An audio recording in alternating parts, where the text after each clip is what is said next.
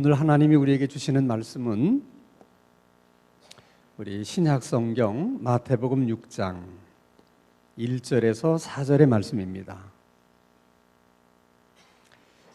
신약 성경 마태복음 6장 1절에서 4절의 말씀을 제가 봉독합니다. 하나님의 말씀을 경청하시기 바랍니다. 사람에게 보이려고 그들 앞에서 너의 의를 행하지 않도록 주의하라. 그리하지 아니하면 하늘에 계신 너희 아버지께 상을 받지 못하느니라. 그러므로 구제할 때 외식하는 자가 사람에게서 영광을 받으려고 회당과 거리에서 하는 것 같이 너희 앞에 나팔을 불지 말라. 진실로 너희에게 이르노니 그들은 자기 상을 이미 받았느니라. 너는 구제할 때에 오른손이 하는 것을 왼손이 모르게 하여 내 구제함을 은밀하게 하라. 은밀한 중에 보시는 너희 아버지께서 갚으시리라. 아멘. 사람들이 흔히 말하는 것 가운데 속도보다 중요한 것은 방향이다. 여러분도 한 번쯤은 들어보셨을 만한 그런 말이죠. 아주 평범한 말인 것 같지만은 사실 생각해 볼수록 정말 100번 맞는 말이라는 생각이 들고 그리고 참 중요한 말이라는 생각이 듭니다. 예를 들어서 여러분 강원도로 가려고 하는 사람이 차의 방향을 경상도나 또 전라도 쪽으로 잡는다면 아무리 열심히 간다 한들 또 속도를 내면 낼수록 강원도로부터는 점점 멀어지지 않겠습니까? 우리 인생도 별반 다르지 않다고 생각해요. 우리들의 신앙생활도 마찬가지입니다. 우리 인생에서도 중요한 건 방향이고 또 우리들의 신앙생활에 있어서도 중요한 건 방향입니다. 자, 예를 들어 여러분 우리 신앙생활에 있어서 중요한 가치 중에 하나는 열심입니다. 그래서 성경에서도 게으르지 말고 열심을 품고 주를 섬겨라. 그러니까 열심히 신앙생활을 해라. 이렇게 권면하고 있습니다. 그러나 아무리 우리 신앙생활에 있어서 열심히 중요한 것이라 할지라도 그 열심의 방향이 잘못되면 열심을 내면 낼수록 사실 더 큰 문제가 생깁니다. 그 문제는 본인에게만 문제가 되는 것이 아니라 때로는 가정의 문제가 되기도 하고 또 교회의 문제가 되기도 하고 또 이웃이나 또 사회의 문제가 되기도 합니다. 예를 들어 여러분 이제 이단에 빠진 사람들의 경우를 한번 생각해 보세요. 이단에 빠진 사람들 중에는 가출을 하는 경우도 있고 또 멀쩡하게 다니던 학교나 직장을 그만두는 경우들도 있습니다. 자, 보통 사람의 관점으로 보면 그런 그들의 행위가 이해가 안 되죠. 얼마나 어처구니가 없는 일입니까? 그러나 본인들의 입장에서는 신앙의 열심 때문에 그렇게 하는 것입니다.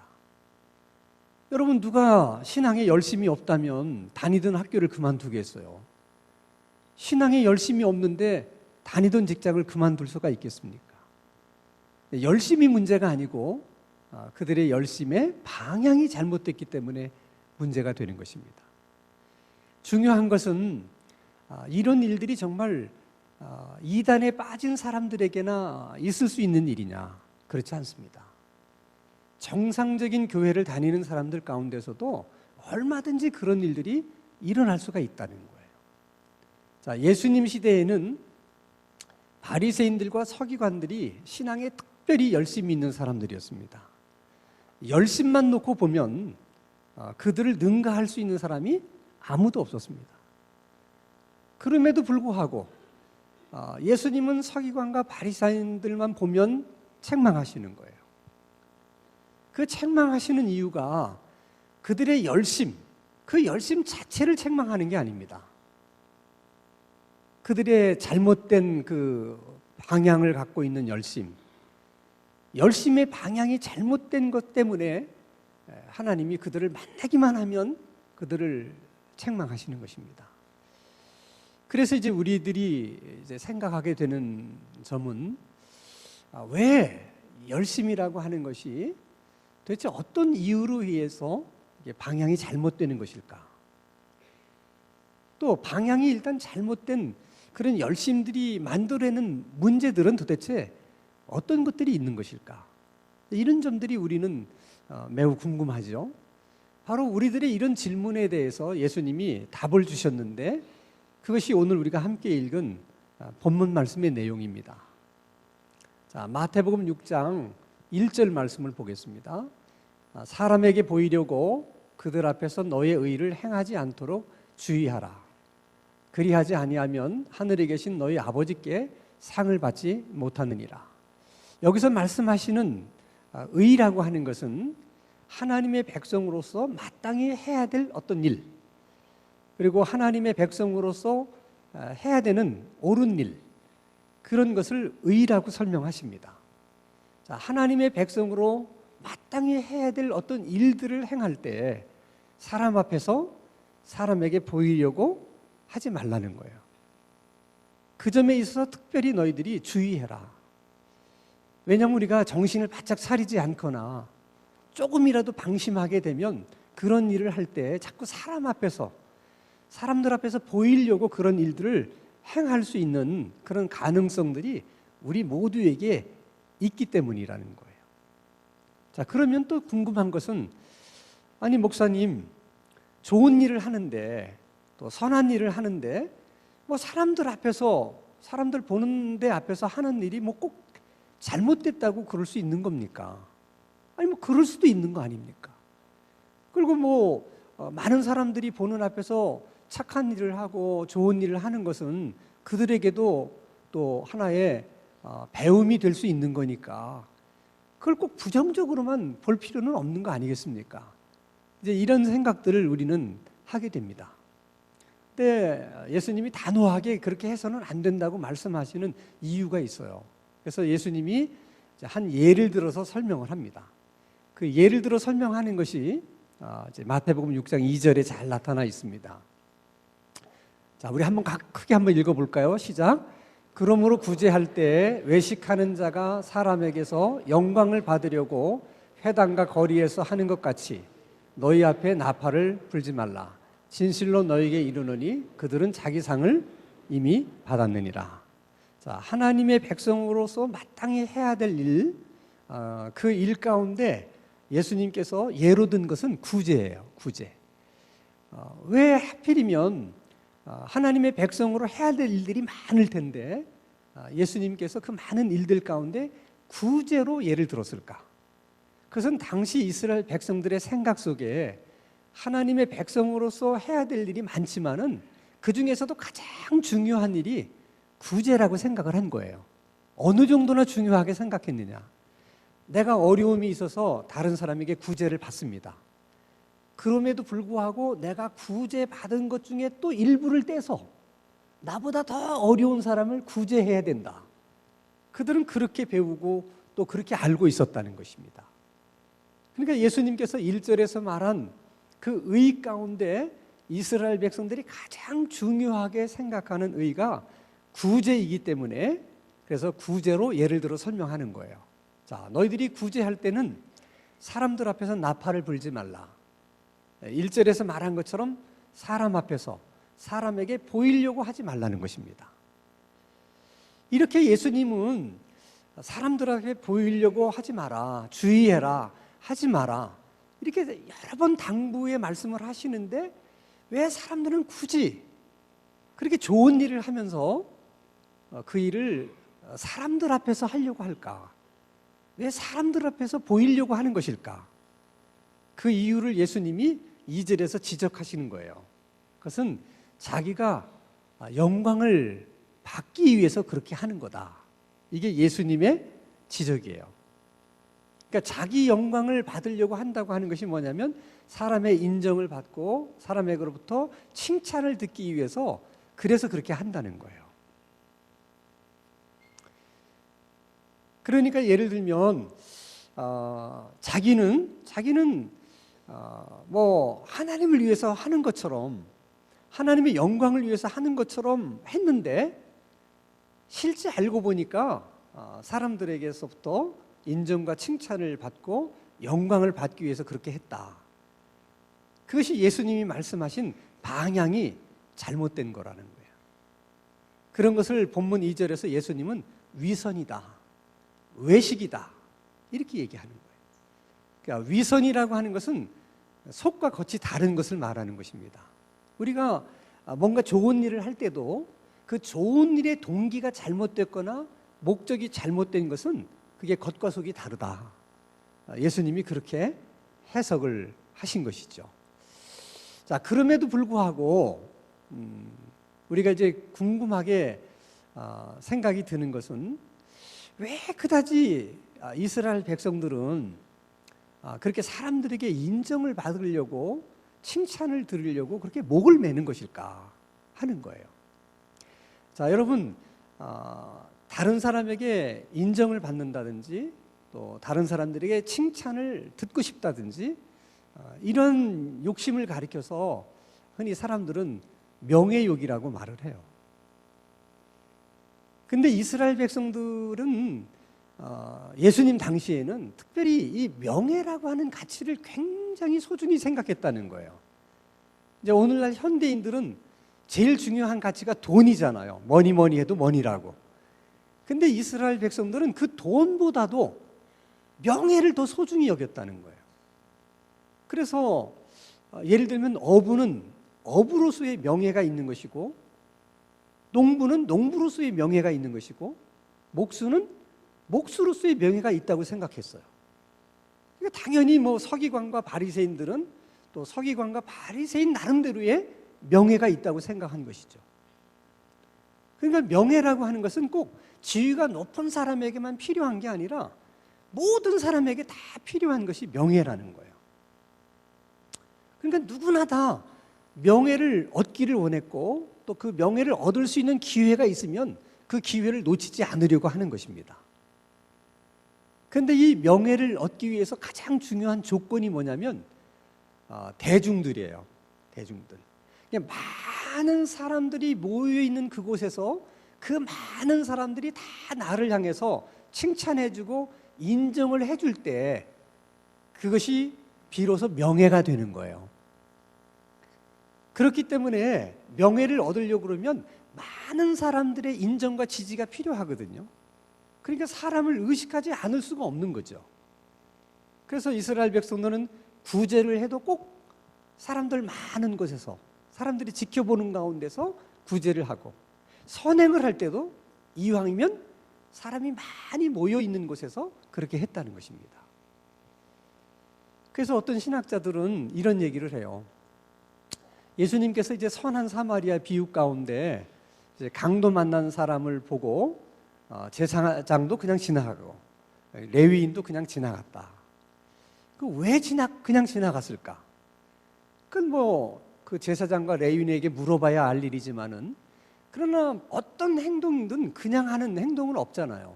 반드시 행동에는 그렇게 행동하게 만드는 동기가 있어요.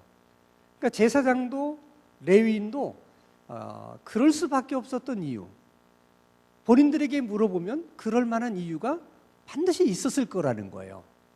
근데 중요한 것은 그 강도 만난 사람이 이렇게 여리고 골짜기, 아무도 사람들이 지나다니지 않는 한적한 곳에 쓰러져 있는 것이 아니라 많은 사람들이 왕래하는 예루살렘 사거리에 쓰러져 있었다고 만약에 가정한다면, 그때도 제사장이 그냥 지나갔을까?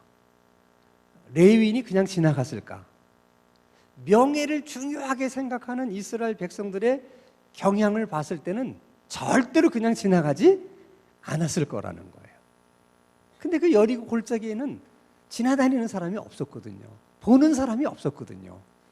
그러니까 굳이 어떤 위험을 무릅쓰고 그런 일을 하려고 하지 않았다는 것입니다. 자, 그러면 정말 우리는 모든 일에 있어서 사람을 의식하지 않고 항상 그렇게 일을 해야만 되는 것이냐?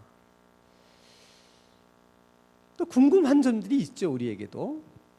예를 들어서 이런 말씀이 그저 다른 성경에는 없고 그냥 이런 성경에서 이렇게만 주장한다면 우리가 별 큰 의문 없이 그냥 말씀을 받아들일 수가 있는데, 또 다른 성경에 보면 다르게 해석할 수 있는 그런 또 성경 구절이 있는 거예요. 예를 들면 히브리서 10장 24절 말씀을 보면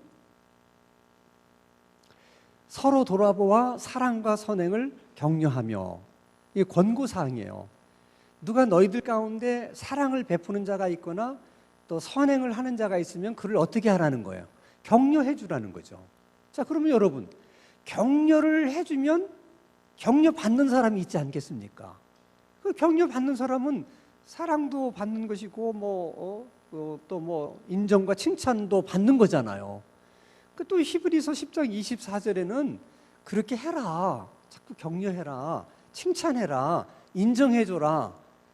그 칭찬하고 인정해주면 당연히 인정을 받게 되는 것이고 칭찬을 받게 되는 것인데, 또 왜 예수님은 마태복음 6장에서는 그렇게 인정받으려고 하고 칭찬받으려고 하는 것은 그것은 다 자기 영광을 위해서 그렇게 하는 것이니까 사람들 앞에서 나팔 불면서 그런 일을 해서는 안 된다, 그렇게 말씀을 하시는 걸까? 이거는 말씀이 서로 대치되는 말씀이 아니에요. 항상 중요한 것은 그 일을 하는 데 있어서 어떤 동기로 했느냐는 거예요. 자, 내가 다른 사람을 사랑하고 또 선행하는 일에 있어서 정말 사심 없이 정말 하나님의 영광만을 위해서 그렇게 했는데, 그런 나를 보고 사람들이 격려해주고 또 인정해주고 또 지지해주고 또 칭찬해주는 것은 그건 문제가 될 게 없어요. 근데 문제는 뭐냐면, 내가 그 칭찬을 받으려고 또 인정을 받고 싶어서 그것이 목적이 돼서 다른 사람들을 사랑하고 또 선을 베푼 것은, 그것은 잘못된 거라는 거예요. 그게 위선이라는 거예요. 그래서 항상 우리들이 무슨 일을 할 때 내가 무슨 동기로 이런 일을 하고 있느냐를 우리 스스로에게 물어볼 필요가 있다는 거죠. 동기가 잘못된다고 하는 것이 바로 방향을 잘못 설정하는 거예요. 그래서는 안 된다는 거죠. 그러면 우리가 구제하는 일이라든지 또 이렇게 선한 일을 한다고 하는 것을 그러면 어떻게 해야지 제대로 하는 거냐? 예수님이 그 방법에 대해서 말씀을 해주셨는데, 마태복음 6장 4절에는 이렇게 말씀하십니다. 네 구제함을 어떻게 하라? 은밀하게 하라. 은밀한 중에 보시는 너희 아버지께서 갚으신다. 여기서 은밀하게 한다는 것은 내가 누구를 도와줬는지 다른 사람들이 모르게 하라는 거예요. 뿐만 아니라 도움을 받은 사람조차도 내가 누구에게서 도움을 받았는지를 모르도록 그렇게 구제를 해라. 그렇게 지금 예수님께서 말씀을 하십니다. 그러나 너희들이 그렇게 은밀하게 해도 은밀한 중에 모든 것을 보시는 하나님은 그걸 다 알고 계시기 때문에 너희들에게 그렇게 갚아주실 거라는 거예요. 그래서 우리가 은밀하게 해야 되는 이제 중요한 두 가지 이유는, 우리가 은밀하게 하지 않고 자꾸 사람들 보는 데서 이렇게 하게 되다 보면 처음에는 그렇지 않았는데 자꾸 인정받는 것에 익숙해지다 보면 우리의 동기가 변질될 가능성이 있다는 거예요. 또 하나는, 솔직히 나는 인정받고 싶어서 그렇게 했습니다. 나는 사람들로부터 명예를 얻기 위해서 그렇게 했습니다. 그런 경우에는 이미 인정도 받았고 사람들로부터 명예를 얻었기 때문에 네가 한 일에 대한 상급은 이미 받은 것이라는 거예요. 그렇게 되면 그 일은 하나님의 입장에서는 아무런 의미가 없다는 것입니다. 그러니까 하나님에게는 아무런 의미가 없는 일을 하지 말라는 거예요. 이게 얼마나 중요한 말씀인지 모릅니다. 그러면 어떻게 하면 우리가 은밀하게 할 수 있을까? 그래서 이 성경 말씀을 말씀대로 순종하기 위해서 옛날 이스라엘 백성들 가운데는 그런 사람도 있대요. 만약에 누가 이제 구걸하시는 분이 계시잖아요. 그럼 도와줘야 되겠다 생각하는데 은밀하게 하기 때문에 뒤를 돌아서 가지고 자기가 누군지 보이지 않게 이렇게 구제를 하는 그런 경우도 있었다고 그래요. 뭐 여러분 은밀하게 할 수 있는 방법이 여러 가지가 있겠지만은 가장 효과적인 방법은 교회를 통해서 남을 돕거나 구제하는 일입니다. 그래서 특별히 초대교회 때도 보면 사도행전 4장 33절 말씀부터 봅니다. 사도들이 큰 권능으로 주 예수의 부활을 증언하니 무리가 큰 은혜를 받아. 그러니까 이제 은혜가 충만하니까 어떤 사람들은 자기 밭을 팔고 집을 팔아서 가난한 사람들을 도와주는 거예요. 얼마나 은혜를 충만히 받았으면 그랬겠어요. 근데 여기서 중요한 것은 자기 집을 팔아서 자기 밭을 팔아서 자기가 직접 어려운 사람들을 구제하거나 도와준 게 아니라 그 집 판 돈을, 밭을 판 돈을 누구에게로 가져다 왔다? 사도들에게 가져와서 사도들의 발 앞에 놓았다는 거죠. 이걸 오늘 우리식으로 얘기하면 하나님의 교회에다가 이렇게 사용해 주세요. 어려운 사람들을 돕는 데 써주세요 하는 것으로 헌금을 했다는 거죠. 그래서 그들이 하는 건 사도들이죠. 사도들이 각 사람의 필요를 따라서 다 나눠준 거죠. 그러니까 도움을 받는 사람도 누가 자기를 도와줬는지를 모르는 거예요. 누가 자기 집을 팔아서 나를 도와줬는지, 누가 자기 밭을 팔아서 나를 도와줬는지 모르죠. 왜냐하면 교회의 사도들이 했기 때문에. 그래서 이제 우리 교회도 특별히 이 구제하는 목적으로만 쓰여지는 헌금이 있어요. 이제 그게 12광주리 헌금입니다. 그러니까 성도들 가운데는 마음속에 내가 좀 어려운 사람을 도와주고 싶은데 어려운 사람을 만나는 것도 사실 쉽지가 않아요. 내가 어려운 사람 도와줘야지. 그리고 뭐 어려운 사람 찾으러 막 서울 시내를 돌아다니겠습니까? 그러니까 그런 마음이 들 때는 그냥 12광주리 헌금에다가 여러분들이 이렇게 헌금을 해주시면 이제 우리 부목사님들이 가정을 신방하다가 정말 어려운 가정을 만나게 되면 사회봉사위원회에다가 사정을 얘기하고 또 사회봉사위원회가 또 당회에 보고를 해서 그렇게 어려운 가정이니까 얼마를 도와드리면 좋겠습니다. 이렇게 결정을 도와드려요. 생각 외로 또 이렇게 어려움을 당하는 분들이 계세요. 갑자기 뭐 병원에 입원을 했는데 이렇게 수술을 해야 되는데 또 수술비가 이렇게 마련되지 못한 경우도 있고요. 또 우리 교회뿐만 아니라 우리 교회 주변에 있는 주민들 가운데도 또 착한 사람들이 있어요. 이제 그런 경우도 이제 도와줄 때 다 이제 그 12광주리 헌금에서 도와드립니다. 그 12광주리 헌금은 그래서 구제하고 그 어려운 이웃들을 돕는 데만 쓰지, 그건 절대로 다른 데는 이제 한 푼도 쓰질 않아요. 그러니까 여러분들의 마음속에 어떤 기쁜 일, 좋은 일이 생겨서 좀 어려운 사람을 돕고 싶다. 그럴 때는 12광주리에다 여러분이 헌금을 하시면 또 특별히 여러분들이 어떤 어려운 사람을 내가 봤는데 정말 그 사람을 돕고 싶다. 근데 내가 도왔다고 하는 것을 내가 이렇게 보이지 않고 은밀하게 하고 싶으면 여러분들이 이렇게 목적 헌금으로 해도 돼요. 어떤 사람이 어려운데 이거는 그 사람을 도와주는데 써주셨으면 좋겠습니다. 그러면 이제 교회가 여러분을 대신해서 이제 그렇게 이제 도와주는 것이죠. 근데 이렇게 은밀하게 하라고 주님이 말씀하시는데 주님의 요구는 어느 정도인가도 우리가 한번 살펴볼 필요가 있어요. 마태복음 6장 3절입니다. 같이 한번 읽겠습니다. 시작. 너는 구제할 때에 오른손이 하는 것을 왼손이 모르게 하라. 은밀하게 하는데 어느 정도 은밀하게 해야 되느냐. 내 오른손이 한 일을 내 왼손이 모르도록 하라는 거예요. 여러분 오른손이 한 일을 왼손을 모르게 할 수 있어요? 아니 어떻게 오른손이 한 일을 왼손이 모를 수가 있습니까?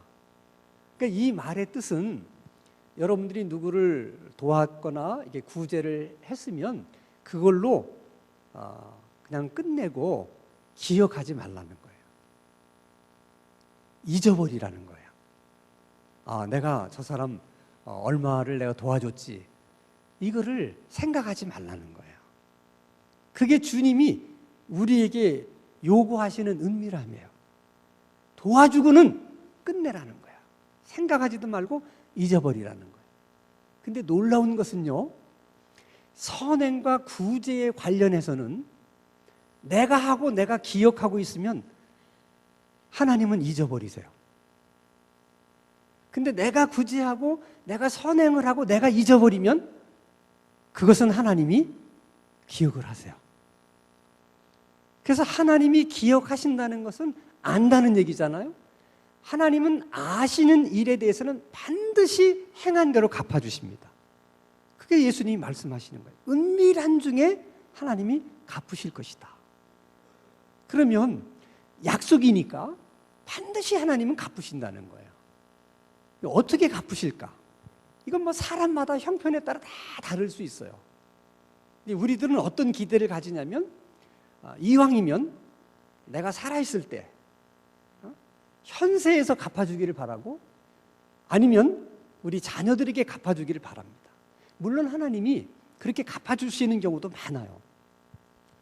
그러나 우리가 현세에서 하나님이 갚아주는 것은 사실 그렇게 감사한 일이기는 하지만은 그렇게 중요한 일은 아니에요. 왜냐하면 하나님이 여러분에게 예를 들어서 뭐 10억, 20억, 아니 50억, 100억으로 갚아주셨다고 하십시다. 그러나 여러분이 그 50억, 100억도 이 세상에서 누릴 수 있는, 쓸 수 있는 시간은 제한돼 있어요. 이게 천년 만년 내가 그걸 누릴 수 있는 게 아니거든요. 기껏해야 30년, 40년 그 정도밖에는 누리지를 못하잖아요. 그러니까 생각해 보면 영원이라는 관점에서 보면 3, 40년 누린다고 하는 것은 그렇게 크게 대단한 일이 아니에요. 그래서 정말 하나님이 갚아주시는 것 가운데 정말 대단한 갚음이라고 하는 것은 어떤 것일까? 이런 것도 우리가 한번 생각해 볼 필요가 있는 것이죠.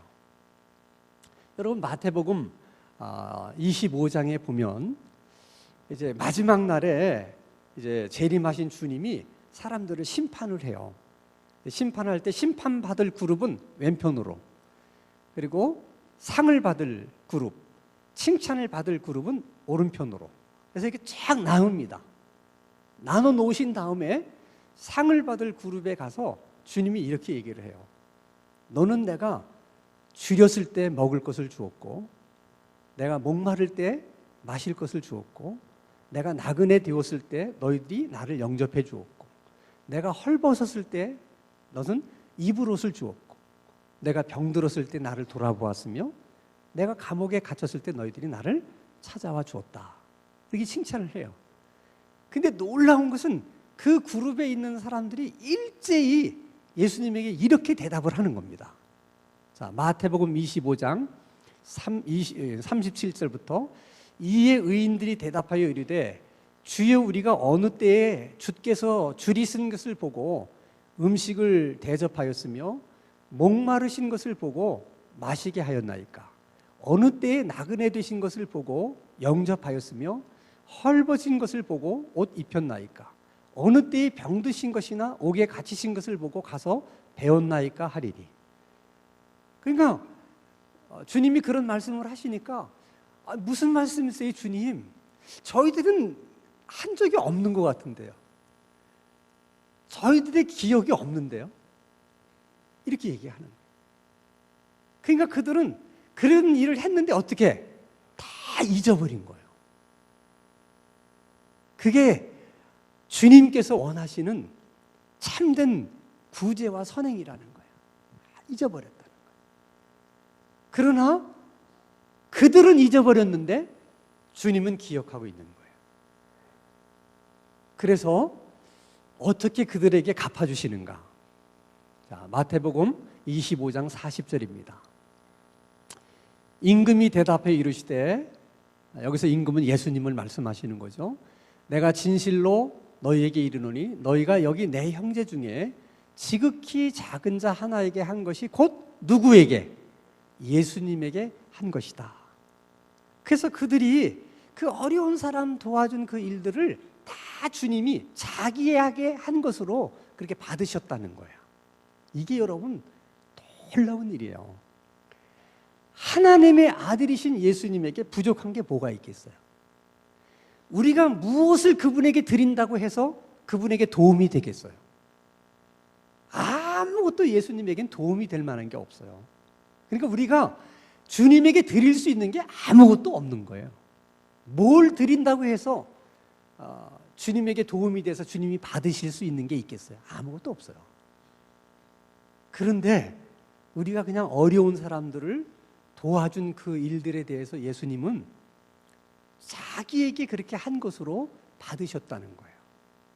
이건 정말 대단한 일이고 정말 놀라운 일이에요. 그래서 여러분, 마가복음 14장에도 보면 예수님이 이제 십자가에서 돌아가실 날이 얼마 남지 않았을 때 베다니 시몬의 집에 초청을 받아서 식사를 하게 됐어요. 근데 그때 한 이름 모를 여인이 굉장히 비싼 향유를 남은 옥합을 가지고 와서 그 옥합을 깨트리고 그 향유를 몽땅 예수님의 머리 위에 붓습니다. 그러자 주변에 있던 제자들이 막 비난하기 시작해요. 이게 얼마나 비싼 향유인데 이걸 팔면 얼마나 많은 가난한 사람들을 도와줄 수 있는데 이걸 이렇게 그냥 한 번에 허비하느냐, 이렇게 얘기를 해요. 근데 이 제자들은 이 여인의 마음을 모르는 거예요. 그러니까 잘 모를 때는 그냥 아무 말도 하지 않는 게 좋은 거예요. 괜히 제자들이 나서가지고 싸니 비싸니, 아니 지 것도 아니면서 왜 그런 얘기를 해요? 그것이 얼마나 귀한지 누가 제일 잘 알아요? 그 여인이 제일 잘 알죠. 왜? 그 비싼 향유를 모으기 위해서, 구하기 위해서 얼마나 많은 수고와 노력을 했겠어요. 아깝다면 누가 제일 아까워요? 그 여인이 제일 아까운 거예요.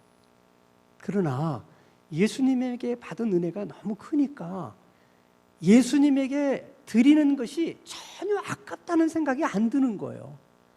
내가 이렇게 해서 은혜를 내가 보답할 수 있고 주님을 사랑하는 내 마음이 표현만 될 수 있다면 그 생각에 아무 생각 없이 옥합을 깨트려서 향유를 부은 거거든요. 그런데 사람들은 막 그 여인을 비난하는 거예요.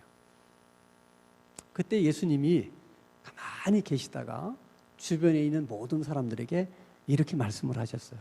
마가복음 14장 8절입니다. 그는 힘을 다하여 내 몸에 향유를 부어 내 장례를 미리 준비했다. 이 여인은 절대로 예수님의 장례를 준비하기 위해서 그렇게 한 게 아니에요. 그냥 받은 은혜가 감사해서 주님 사랑하는 마음 때문에 그냥 그렇게 한 것인데 예수님은 그것을 자기 장례를 준비한 것으로 받아들이셨어요. 그러니 그 예수님의 말씀을 듣는 순간 그 여인이 얼마나 감동이 컸겠어요. 정말 이것은 인생이 살면서 받을 수 있는 가장 큰 축복이라고 생각을 해요. 이 모든 것이 다 오른손이 하는 것을 왼손이 모르게 할 때 하나님께서 우리에게 주시는 축복이라는 거예요. 자, 그런데 또 이 말씀도 또 마태복음 5장 16절의 말씀을 보면 조금 더 이게 좀 또 배치되는 말씀인 것 같다는 느낌이 또 들 때가 있어요. 자, 마태복음 5장 16절. 이같이 너희 빛이 사람 앞에 비치게 하여 그들로 너희 착한 행실을 보고 하늘에 계신 너희 아버지께 영광을 돌리게 하라. 그러니까 하나님께서 영광을 받으실 수 있도록 너희 착한 행실을 어떻게 하라는 거예요? 자꾸 이렇게 보이도록 하라는 거잖아요. 그런데 또 이쪽에서는 오른손이 한 것을 왼손이 모르게 그렇게 은밀하게 또 하라. 근데 항상 하나님의 말씀은 이게 배치되는 말씀이 없어요.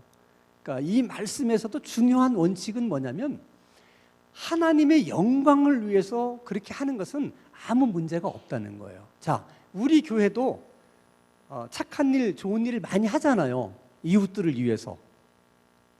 여러분 잘 모르세요? 여러분이 모르신다면 우리가 은밀하게 해서 모르는 거예요. 근데 만약에 여러분이 안다고 만약에 가정을 했을 때 정말 많은 일을 하죠. 근데 그것이 정말 하나님의 영광을 위해서 우리가 사람들 앞에서 하는 거냐는 거야. 그게 아니고 이웃들에게 봐라 여러분, 이웃 여러분 보세요. 우리 교회는 저기 신일교회하고도 다르고요, 문화교회하고도 다르고요. 우리 교회는 이렇게 이웃들에게 좋은 일을 많이 하는 교회예요. 그런 것을 알릴 목적으로 우리가 이런 것을 한다. 이렇게 얘기를 해서는 안 된다는 거예요. 그건 또 기독교도 마찬가지예요. 많은 사람들이 기독교를 욕하니까, 아니 사회봉사를 제일 많이 하는 종교가 기독교인데 불교나 천주교는 따라올 수도 없는데, 이렇게 기독교가 좋은 일을 많이 하고도 왜 욕을 먹는지 이해를 할 수가 없다. 그거는 기독교가 이렇게 좋은 일을 하면서 이렇게 예수님이 오른손이 한 일을 왼손이 모르게 하라고 하는 것 때문에 사람들에게 홍보를 하지 않아서, 그래서 그런 거니까 적당히 홍보를 할 필요가 있다, 이렇게 또 얘기하시는 분도 계세요. 근데 그것도 정말 하나님의 영광을 위해서 그런 거라면 문제가 없지만, 여러분 기독교가 불교하고 천주교하고 달라요. 우리 기독교가 얼마나 좋은 일을 많이 하는지 여러분 모르시죠? 그런 뜻으로 하면 안 된다는 거예요. 우리가 이웃을 도울 때는 그냥 다른 사람이 알든지 모르든지 그저 한번 좋은 일을 시작하면 그저 알아주든지 안 알아주든지 항상 같은 마음으로 진정성을 가지고 꾸준히 하면 다 사람들이 알게 된다는 거예요. 다 교회에서 그러는지 다 안다는 거예요. 그러면 하나님이 영광을 받으시는 거예요. 굳이 우리가 나팔을 불지 않아도 돼요. 근데 문제는 뭐냐면 하다 안 하고 뭐든지 꾸준히 해야 되는데 꾸준히 하질 않으니까 진정성을 의심받는 거예요. 그러니까 교회가 자기 뭔가를 이렇게 어떤 목적이 있어서 그렇게 하는 거다. 마치 전도할 목적으로, 교인수 늘리려고 하는 목적으로 이렇게 의심을 받으니까 좋은 일을 하고도 이렇게 하나님께 영광이 되지를 못하는 거예요. 그러니까 우리는 오른손이 한 것을 왼손이 모르게 하라고 하는 주님의 말씀처럼 그저 사람들이 알아주든 알아주지 않든 거긴 신경 쓸 일이 하나도 없고 오직 하나님의 영광을 위해서 그저 말없이 꾸준하게 하시면 돼요. 근데 이런 일들을 여러분 꼭 있어야만 우리가 구제도 할 수 있고 뭐 또 선한 일도 할 수 있다, 우리가 그렇게 생각할 수 있지만 그렇지 않아요. 있다고 꼭 여러분 구제하는 일도 아니고 없다고 또 구제를 못하는 일도 아니에요. 그래서 잠언서 11장 24절에 하나님이 이렇게 말씀하셨어요. 흩어 구제하여도 더욱 부하게 되는 일이 있나니 과도하게 아껴도 가난하게 될 뿐이다. 이게 구제를 많이 해도 더 부자가 되는 일이 있고, 과도히 아끼려고 구제하지 않아서 오히려 더 가난하게 되는 법도 있다는 거예요. 그러니까 여러분 구제한다고 해서 그만큼 가난해지는 것도 아니고 아낀다고 해서 그만큼 부자 되는 것도 아니라는 거예요. 그래서 바라기는 우리 신당 중앙교회 모든 성도님들의 가정은 흩어 구제하여도 더 부하게 되는 그런 하나님의 은혜의 역사가 다 있을 수 있기를 주님의 이름으로 축원합니다. 기도하겠습니다. 거룩하신 아버지 하나님, 저희들의 가정과 또 저희들의 자녀들의 가정에 복을 주셔서 평생을 살아가면서 다른 사람에게 도움을 받으며 살아가기보다 어려운 사람들을 많이 도와주며 살아갈 수 있는 그런 삶이 되게 하여 주옵소서. 다른 사람들을 도와줄 때는 주님이 말씀하신 것처럼 오른손이 한 것을 왼손이 모르도록 그렇게 은밀하게 할 수 있는 겸손한 마음도 더하여 주시옵소서. 예수 그리스도 이름으로 기도하옵나이다. 아멘.